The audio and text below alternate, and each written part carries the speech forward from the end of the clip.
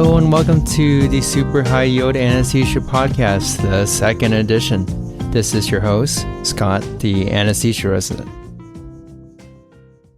Welcome to episode 20 of the Super High Yield Anesthesia Podcast. We are continuing our OB adventures today. This is part 3 of the management of high-risk parturients, and today's specific topic is going to be heart disease. So in this episode, we're going to talk about congenital heart disease, like how they usually present and our anesthesia management for these patients. Valvular heart disease, so going through all the different types like aortic stenosis, mitral regurgitation, all that good stuff.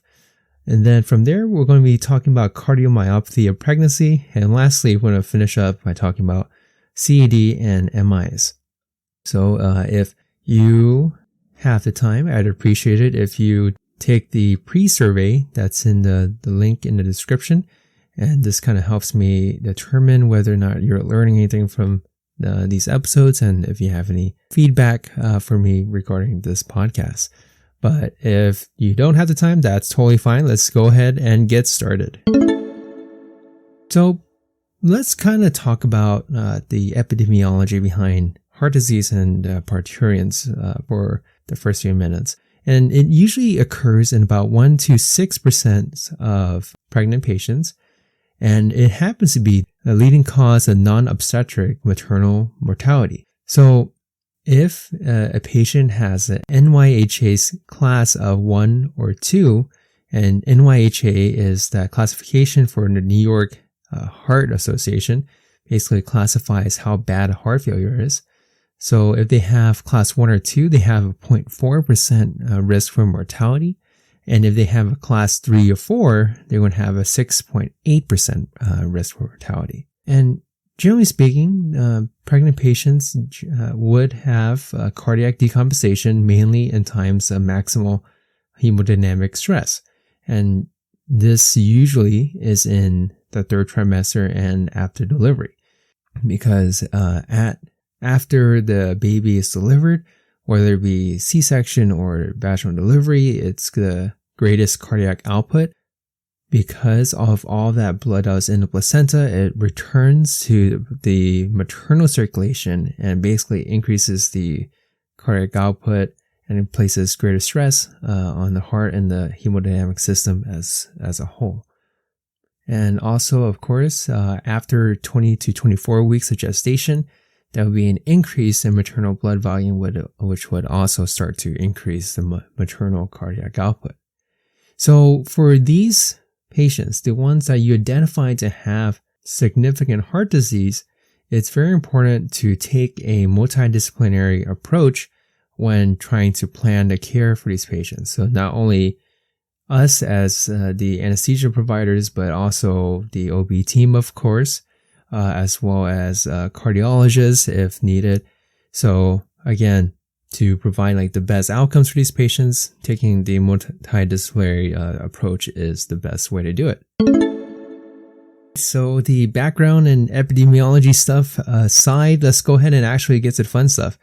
So we're going to talk about various types of congenital heart disease. And it's interesting because now with the advent of different surgical procedures and management, patients with congenital heart disease have the opportunity to live longer. And this means that we're going to have to understand the physiology behind these various congenital heart diseases and in order to manage it.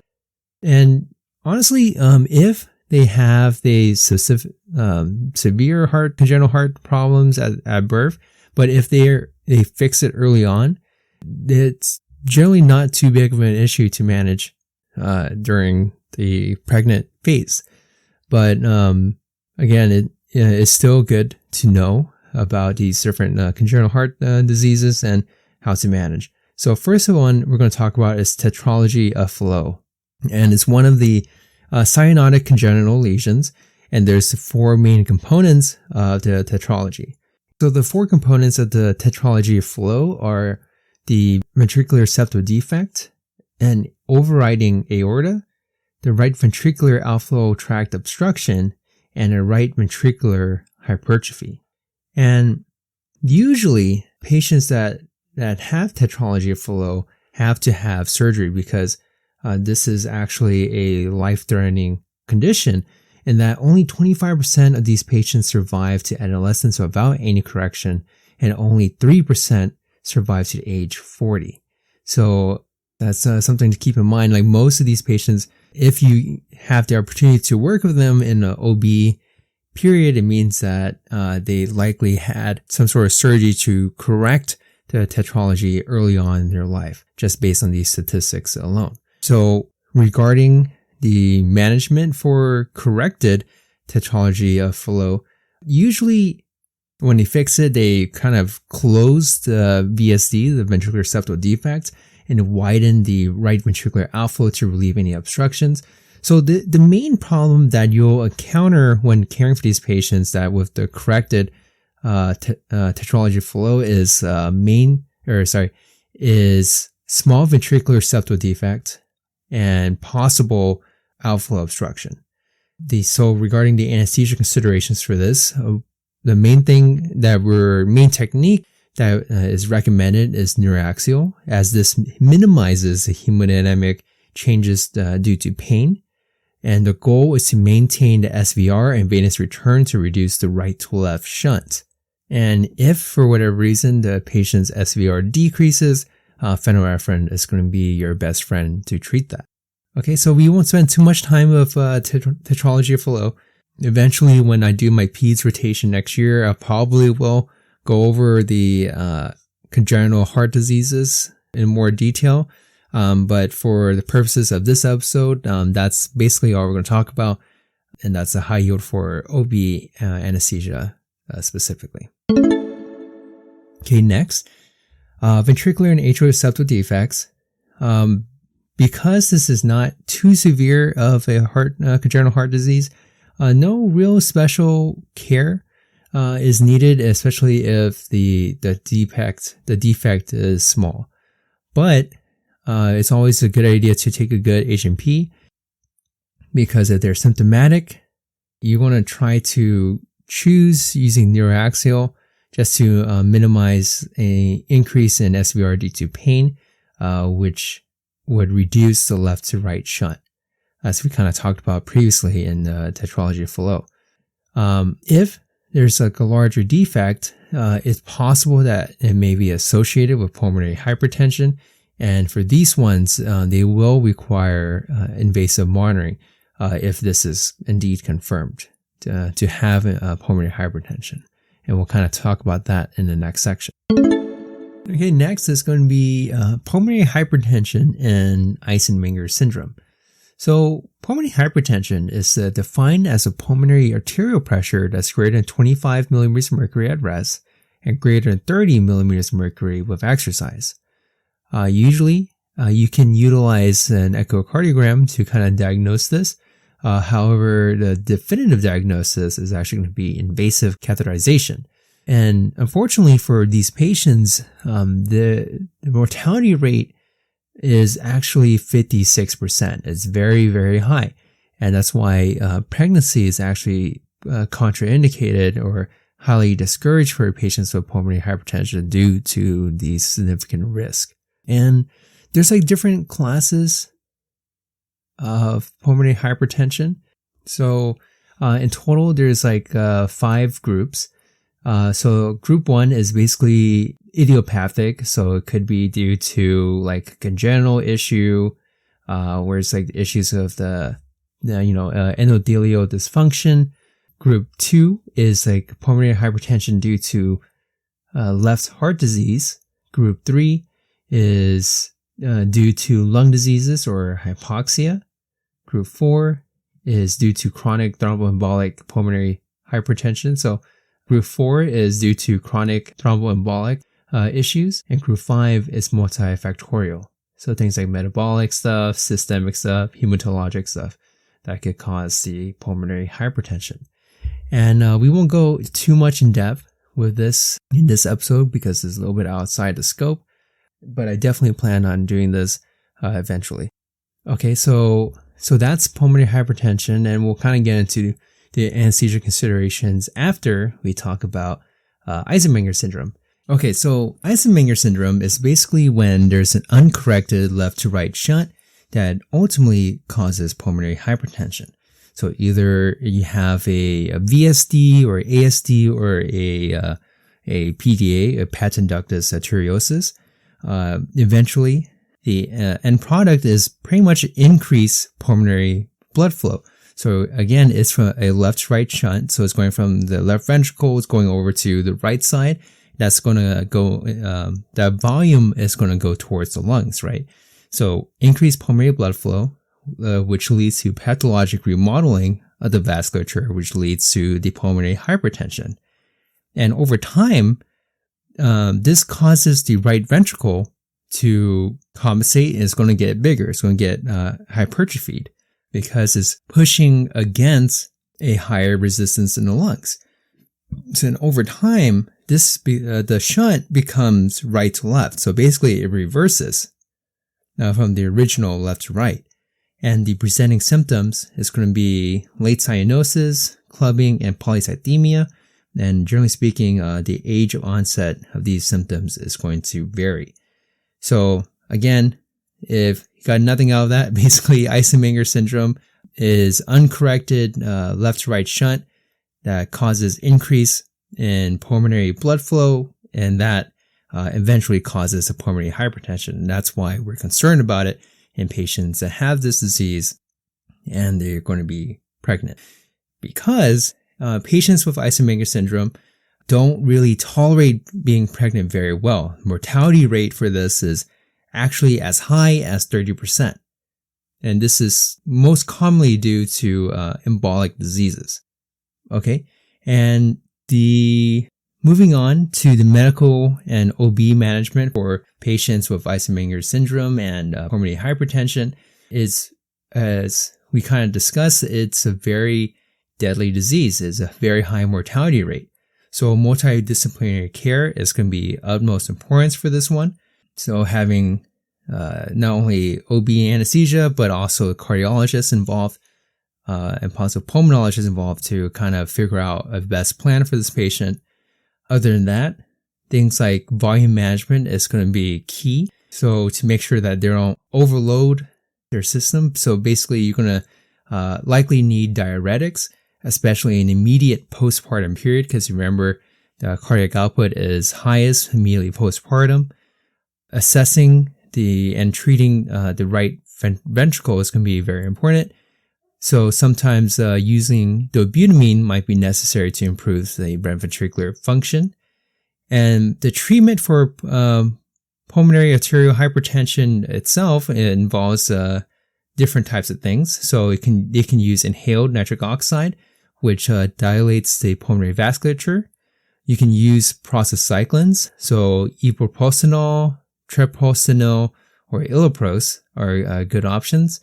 Or even you can use sildenafil, which is a phosphodiesterase type 5 inhibitor, and it's basically Viagra. So cool. And lastly, even though it's technically used for pulmonary hypertension, the endothelin receptor antagonists, things like bosentan and ambrisentan, these are actually contraindicated for patients that are pregnant due to its teratogenic effects. Okay, so key things to manage for pulmonary hypertension is to tightly control the volume, improve the right ventricle function, and lastly treat the pulmonary arterial hypertension itself.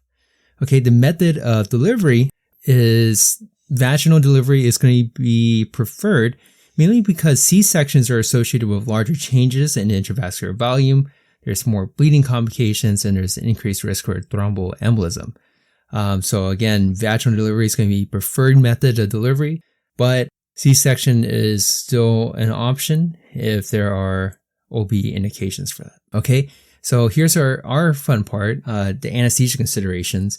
And the primary goals of managing patients with pulmonary hypertension and or Eisenmenger syndrome are things like maintaining adequate SVR, to maintain intravascular volume venous return, to avoid aortocaval compression, to prevent pain, hypoxemia, hypercarbia, or acidosis, and lastly, avoid myocardial depression.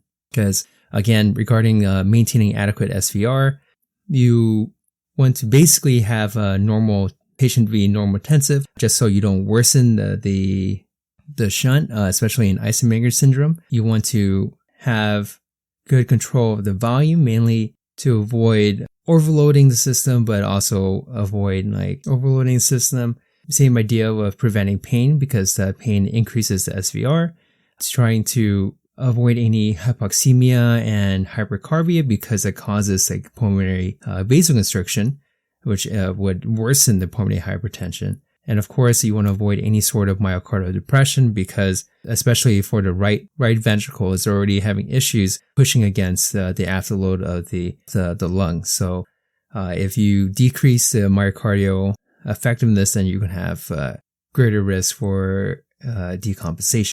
Okay, so regarding the technique, an opioid-based neuroaxial technique is going to be preferred, either epidural or CSE, and if necessary, to add on pulmonary vasodilators as well.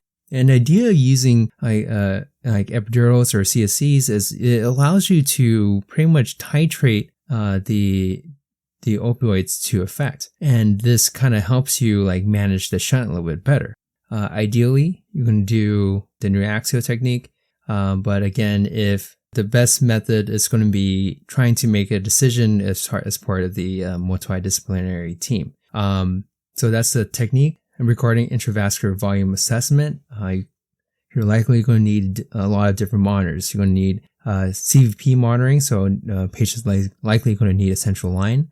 They're going to need an A line to have a tight control of the blood pressure. Having a TTE or TEE will be useful in determining heart function, especially looking at the right side of the heart. And the interesting thing is pulmonary artery catheterization actually has not been shown to improve outcomes, so that one's plus or minus.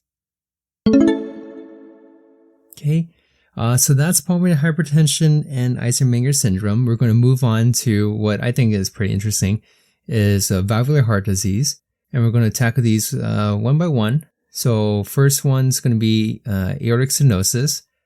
Then we're going to talk about aortic regurgitation, then mitral stenosis, then mitral regurgitation, as well as prolapse. So first off, aortic stenosis. And for each of these, I'm going to start off with just the management goals, so then you can get the high yield information first, and we'll kind of talk about it a little bit later.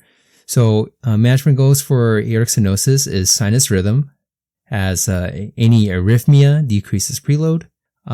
Maintaining the heart rate is going to be important, as this allows, or maintaining normal heart rate is going to be important to allow time for filling. To avoid decreases in SVR is important, because hypotension could cause decreased coronary perfusion. And lastly, maintaining venous return is going to be important to get improved circulation, and especially for pregnant patients, you want to avoid aortal caval compression.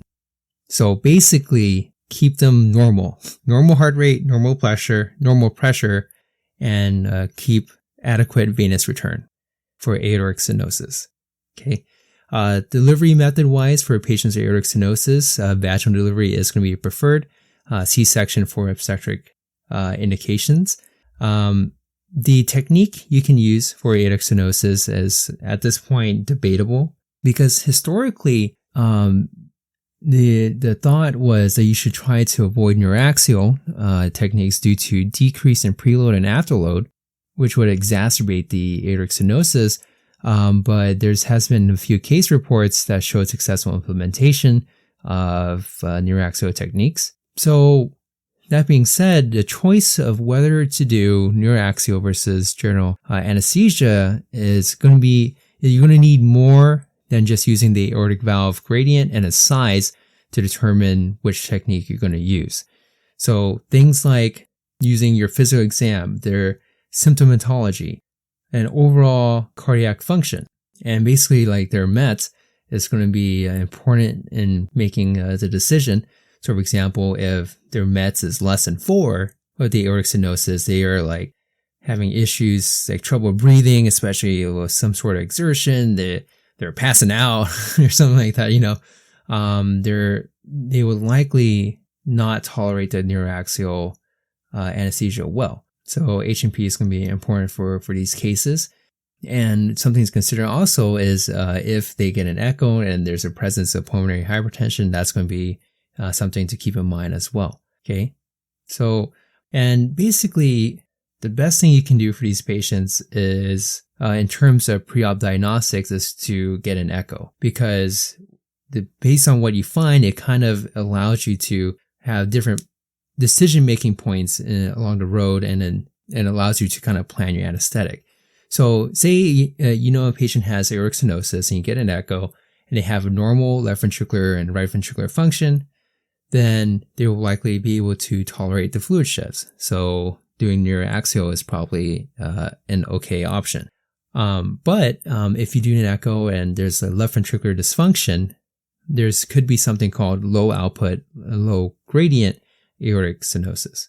So they possibly could not tolerate neuroaxial anesthesia.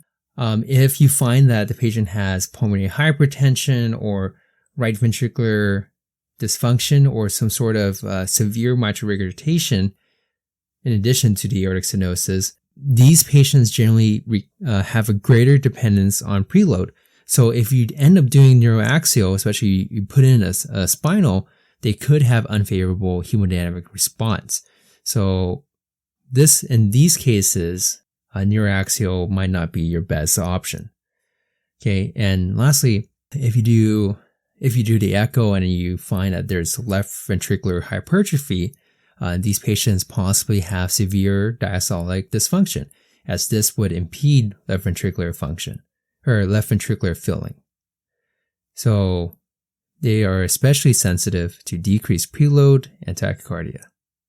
Okay, so that's basically the point of kind of going over that with you, is to know that there's different variations in severity in the disease for patients of aortic stenosis. So an echo is very important component in the preoperative assessment.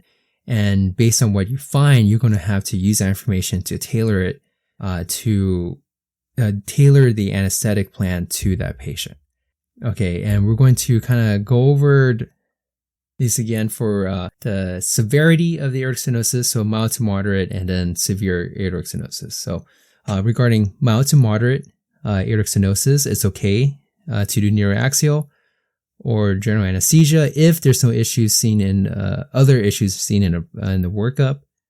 And neuroaxial procedures that allow titration, things like epidurals, is going to be desirable, as opposed to doing a spinal, which has a potential to severely decrease preload due to preload and vascular resistance due to the sympathectomy. Okay, in patients with severe aortic stenosis, having this kind of becomes a more involved process. Invasive arterial blood pressure monitoring is going to be recommended, so getting an A-line. Again, like for pulmonary hypertension, the pulmonary arterial catheterization has not been shown to improve outcomes, but in severe aortic stenosis, general anesthesia is going to be the gold standard. And then regarding your induction for patients with severe aortic stenosis, using things like etomidate and fentanyl are going to be the ideal drugs of choice, as propofol has some myocardial depressant effects, and things like ketamine has issues with tachycardia, and that would impede the ability to improve preload. Okay, so but even if general anesthesia is a gold standard, neoaxial is going to be possible, but you can be using more an opioid-based technique, as well as a combination of other analgesic methods, so things like pudendal blocks or IV opioids. But if you're doing an epidural or whatever, try to avoid using a test dose with epinephrine, as If for whatever reason you end up intravascular, that causes tachycardia and diminished venous return, that could be detrimental to these patients. And one thing to note is patients with severe aortic stenosis are going to be very, very difficult to do CPR if they decompensate in the OR. Okay, next is aortic regurgitation. Common causes of aortic regurgitation is going to be degenerated bicuspid aortic valve, as well as a rheumatic aortic regurgitation. Fun fact, I myself have a bicuspid valve, so I might have run into these issues eventually. But fortunately, I can't get pregnant. So anyways, so management goes for aortic regurgitation. Basically, you're going to keep them either the heart rate normal or slightly elevated. You're going to try to avoid any increase in SVR, try to avoid aortic cable compression, and lastly, avoiding myocardial depression. The choice of anesthetic is kind of dependent on how bad the aortic regurgitation is. So getting antepartum echo is going to be useful. So if it seems like everything is compensated, the patient will be likely able to tolerate any hemodynamic changes, whether from neoaxial or general anesthesia. But if there's any issues of left ventricular dysfunction, they will likely need close monitoring of volume pulmonary arterial pressure. So using A-line, central line, and possibly consider placing a pulmonary catheter. So again, if the patient has aortic regurgitation with preserved EF, then neuraxial or general is going to be acceptable. And basically, if you decide to do neuraxial, doing it early in labor, so placing an epidural, will be ideal, mainly to reduce pain associated with, mainly to reduce the SVR, as pain would increase the SVR. Okay, next is mitral stenosis. So the choice of delivery is going to be up to obstetric indication. If they end up using vaginal delivery, it's usually assisted as the Valsalva causes decrease in central venous pressure. The management goals for mitral stenosis are things, it's going to be like keeping sinus rhythm. So definitely aggressively treat any AFib or any other arrhythmias. You're going to actually decrease the heart rate to low to normal for these patients. You're going to maintain SVR, and you're going to maintain venous return. So again, like for all of these, avoid aortic cable compression. And you also want to try to prevent any pain, hypoxemia, hypercarbia, or acidosis, as these things increase the pulmonary vascular resistance. So the main thing that's different for this is basically you're going to have a relatively decreased heart rate that's low to normal, mainly to allow for improved filling the left ventricle. Other than that, again, like most of these, you can't go wrong by just trying to keep things as normal as possible. Okay. Regarding monitoring for mitral stenosis, invasive monitoring is usually pretty helpful, especially in cases of severe mitral stenosis. So having a pulmonary artery catheter could help with fluid management, and the other monitoring as well, things like A-line to help with blood pressure management. Regarding anesthetic choice, neuraxial is actually going to be a reasonable choice for patients with mitral stenosis, as adequate pain relief or pain control during stage 1 is going to be very important. So using things like intrathecal opioids with local anesthetic is going to be great, or at least using an epidural with opioids. If there's any sort of hypotension, treat that with direct vasoconstrictor like phenylephrine. And as we mentioned just now, using a titratal method is going to be preferred as well. So using an epidural or using a CSC. But if the obstetric indications causes patients to go back for an emergent C-section, or they're bleeding a lot, then having general anesthesia is a viable option. So if doing general anesthesia, the main thing you can try to do is prevent tachycardia.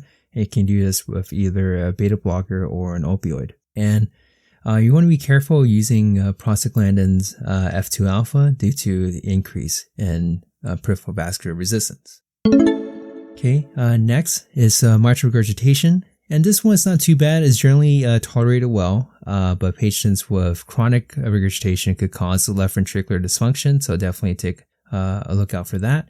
And management goals for this is essentially fast, full, and forward. So sinus rhythm, avoid any dysrhythmias, have a mild increase in heart rate to keep the blood moving forward, avoid any increases or excessive increases in SVR to allow the blood to keep going forward.